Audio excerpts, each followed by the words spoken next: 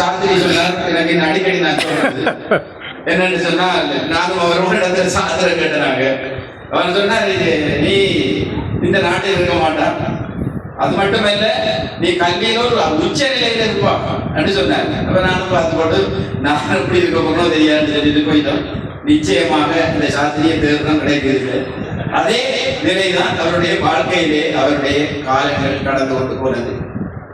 எவ்வளவுக்கு உச்சமாக கல்வி கேட்க வேண்டுமோ அவ்வளவுதே கேட்டார்.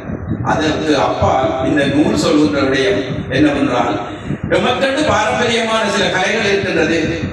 அந்த பாரம்பரியமான கலைகளை இனம் கண்டு அவருக்கு கிடைத்த சந்தர்ப்பத்தை பயன்படுத்தி அதை ஒரு மறுசீரமைப்பு செய்த பெருமைக்குரியவர் அவர். இவரை இன்று உலகம் போற்றுகின்றது. எங்களுக்கு அவருடைய அருமை இன்னும் சரியா புரியவில்லை. எங்களுக்கு என்று சொல்லும் போது எனக்கு புரியுது, எங்களுடைய சமூகத்துக்கு இன்னும் சரியா புரியவில்லை. இதை ஒன்றைத்தான் நான் திட்டவட்டமாக சொல்லி, காரணம் கூத்து அதனுடைய மீளுருவாக்கம். எனவே கூத்தர்கள் நிறைய இருக்கின்றீர்கள். உங்களுக்கு முன்னால நான் சொல்வது அந்த கொல்ல தெருவில் ஊசி விற்கிற மாதிரி என்று சொல்லுவாங்க. ஏனென்றால் அதை பற்றி நிறைய அறிஞரையும் கேட்டிருக்கிறீர்கள். அந்த வகையிலே அதனுடைய மீளுருவாக்கத்தில் 2 விடயங்களை பற்றி அவர் முன்னெடுத்து சென்றார். ஒன்று நவீனமான, அதாவது ஈழத்து ஈழநாட்டியம் ஒன்று, அடுத்தது தமிழ் இந்தியம்.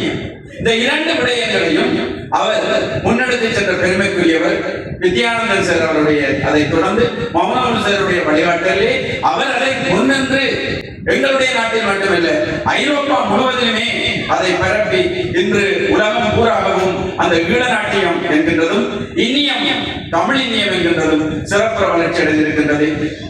அதற்காக அவர் தான் ஒன்றை மட்டும் நான் இந்த இடத்துல சொல்லி அமரலாம் நினைக்கின்றேன். தான் கற்ற பாடசாலையிலே அந்த இனியத்தை இடம்பெயர்ந்து சென்று வந்ததன் பிற்பாடு அந்த பாடசாலைக்கு வாங்கி கொடுத்தவர். அதற்காக பழக்கிறவர்கள் இருவர்கள் இருக்கின்றார்கள். தயாரன், கஸ்தூரி இவர்கள் அந்த இனியத்தை பழக்கி கொடுத்தவர்கள். அதனுடைய பொருட்களை அவர் வாங்கி கொடுத்தவர். அதனுடைய யூனிஃபார்ம், அதாவது சீருடை, அதற்கென்று ஒரு சீருடை இருக்கின்றது, அதை அவர் வாங்கி கொடுத்தவர். இப்படி அதை போன்ற பல விடயங்கள் அவர் செய்ததை யாருக்கும் தெரியாது, இன்னும் அதிகமானவர்கள் தெரியாது. இன்னியம் அப்படி வந்தது.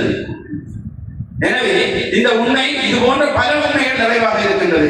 அங்கே தலைவாசலே கட்டப்பட்டிருக்கின்ற முகப்பு பாலசுமார் நாகேஸ்வரர், அது கணவருக்கு தெரியாது. அதுல ஒரு புதிய ஒரு பெயர் பலகை ஒன்று இருக்கிறார். நான் நினைக்கிறேன் அவங்களுக்கு இது செய்த மாதிரி அது அவர்கள் அந்த கேட்டை போட்டவர்கள் அதில் போட்டு விட்டார்கள். நான் சும்மா என்ன சொல்றேன், இவ்வளவு பெரிய விஷயத்தை கட்டி கொண்டு நீ பேசாம இருக்கிற ஒரு சீனை 2 வேலையிலேயே போட்டு விடு. ஏன் நான் சொல்றேன்னு சொன்னா, அவர் உலகம் போட்டுகின்ற ஒரு கலைஞராக இருக்கின்றார் என்று வாயாக சொல்ல இல்லை, செயல காட்டி கொண்டிருக்கின்றார். எனவே நான் சொன்னதின்படி 10 முடிவு விட்டு நினைக்கிறேன். 1 நிமிஷம் கூட எடுத்திருக்கிறேன்.